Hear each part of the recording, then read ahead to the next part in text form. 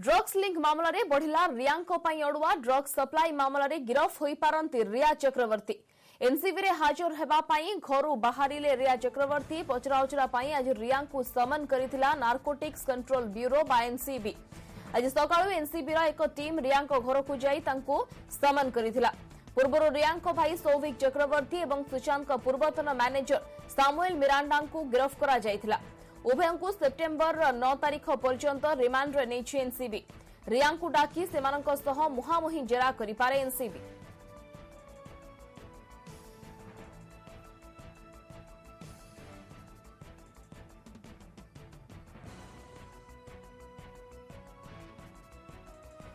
तेज संपर्क अधिक सूचना आम सहित मुंबई प्रतिनिधि जोड़ी होती फोन लाइन में प्रशांत पांडे।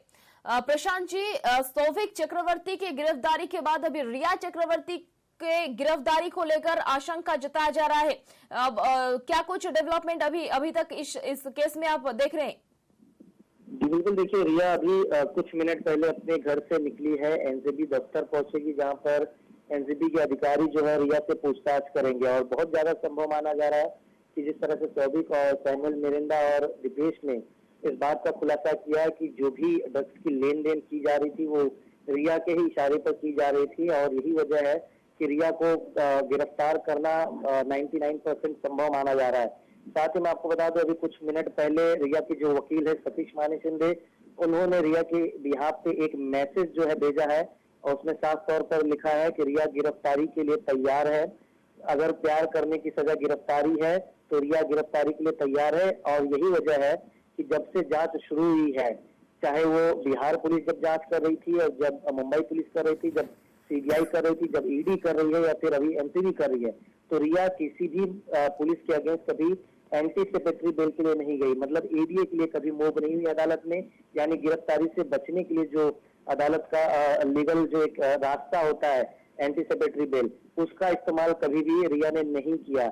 यानी कुल मिलाकर देखा जाए उनके वकील की तरफ से भी कहना है कि रिया गिरफ्तारी के लिए तैयार है और एनसीबी भी अपने सवालों की लिस्ट लेकर तैयार है। जैसे ही रिया एनसीबी के दफ्तर पहुंचेंगे और जब पूछताछ की प्रक्रिया शुरू होगी और जब सवालों का जवाब ठीक तरह से रिया नहीं दे पाएंगी या फिर एनसीबी वो सारे सबूत देगी कि ये सबूत रिया के खिलाफ पाए गए हैं, तो ये उम्मीद जताई जा रही है कि आज रिया की गिरफ्तारी एनसीबी जरूर कर लेगी। प्रशांत, दूसरी तरफ से लगातार एनसीबी के टीम और मुंबई पुलिस ड्रग्स लिंक के मामले में अभी पूछताछ जारी है और समन भी जारी किया गया है रिया चक्रवर्ती को। दूसरी तरफ से सुशांत सिंह की अगर हम बात करें, जो उनके जो बहन की जो व्हाट्सएप निकल कर आई थी बीच में, जो ट्वीट आया था, उसके मामले में अभी इन्वेस्टिगेशन अभी कैसा चल रहा है? उस एंगल में आप कैसे डेवलपमेंट देख रहे हैं? देखिए, ये एनसीबी की जो कार्रवाई है ये इसी के साथ साथ पैरेलल इन्वेस्टिगेशन सीबीआई भी कर रही है। हमने देखा कि कल सीबीआई की बड़ी टीम, साथ ही डॉक्टर और फॉरेंसिक की टीम जो है सुशांत के घर गए थे। वहां पर उनकी बहन नीतू सिंह को भी बुलाया गया था।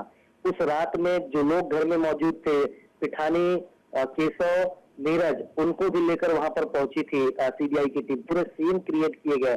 जो व्हाट्सएप चैट है, जो भी बातें हैं, उनसे पूछताछ की प्रक्रिया को सीबीआई अंजाम दे रही है।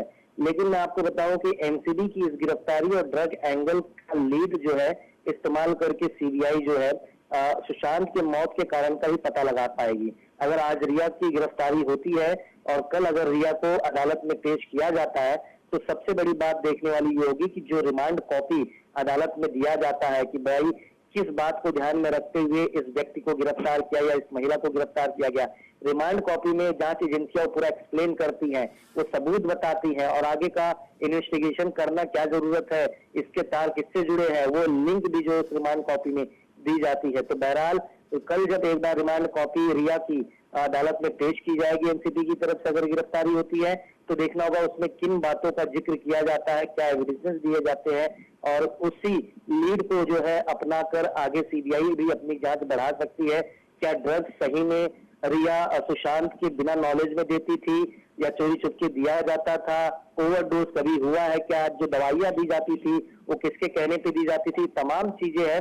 जब एक बार एनसीबी आज सवाल जवाब करेगा और अपने रिमांड कॉपी में जब अदालत में कल पेश करेगा तो उसमें ये पुख्ता सबूत रखा जाएगा। तो देखना होगा कि क्या कुछ बातें रिया खुद जो है जांच एजेंसियों को बताती हैं। प्रशांत, जब रिया के घर पे जब रेड हुआ था उस टाइम पे जो क्या कुछ एविडेंस एनसीबी के टीम को और मुंबई पुलिस को मिला, इस बारे में कुछ बताया जा रहा है क्या? देखिए, एनसीबी ने जो सौविक को लेकर जिस तरह से रेड मारी थी रिया के घर पे, तो वहां से लैपटॉप और रिया के कुछ पुराने फोन हैं जिसे सीज किया गया था। साथ ही साथ सैमुअल मिरिंडा के घर पे भी जब रेड मारी गई तो वहां से भी कुछ इलेक्ट्रॉनिक्स चीजें जो है वो अपने कब्जे में लिए गए थे।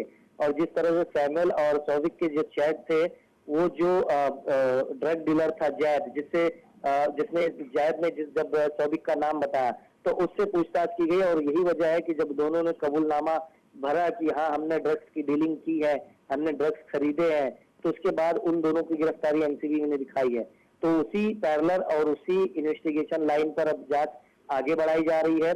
पूछताछ में सौविक ने भी और साथ ही साथ सैमुअल मिरिंडा ने और दीपेश ने, तीनों ने ये इस बात को कबूला है कि जो ड्रग्स की खरीदारी होती थी वो रिया के इशारे पे होती थी और रिया क्रेडिट कार्ड का इस्तेमाल करती थी सुशांत के पेमेंट के लिए। 12 से 14 बार ड्रग्स खरीदे और उस पेमेंट का जरिया बना है सुशांत का क्रेडिट कार्ड। इस बात का खुलासा भी किया गया है, जिसे रिमांड कॉपी में पिछले दिनों एनसीबी ने मेंशन भी किया था अदालत में पेश करते हुए।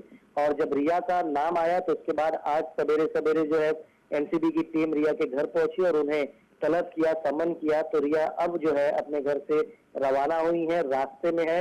उम्मीद जताई जा रही है कि कुछ समय बाद यानी 15 से 20 मिनट का समय और जा सकता है जब एनसीबी दफ्तर में पहुंचेंगी और उसके बाद पूछताछ का जो दौर रिया से शुरू होगा। तो देखना ही होगा कि क्या जवाब देती है, क्या किसी प्रशांत सवाल जी, में। लगातार से पूछताछ चल रही है, समन जारी किया जा रहा है रिया चक्रवर्ती, सैमुअल मिरांडा और जो उनके भाई है सौविक चक्रवर्ती के, और किसी की संपृक्ति या फिर और किसी के लिंक की कुछ खुलासा या फिर कुछ सूचना आ रही है क्या एनसीबी की टीम और सीबीआई या फिर मुंबई पुलिस के तरफ से? देखिए, बिल्कुल इसमें हम कह सकते हैं कि और नामों का खुलासा हो सकता है, क्योंकि जब एनसीबी ने जांच शुरू की तो शुरुआत में उन्होंने बैंड्रा बॉयज ग्रुप जो व्हाट्सएप ग्रुप था वहां से अब्बास नामक एक ड्रग पेडलर को गिरफ्तार किया।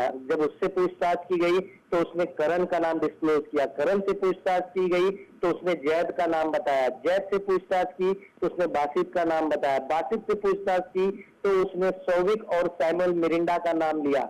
अब सौविक और सैमुअल से बात की गई तो उन्होंने बताया है रिया का नाम।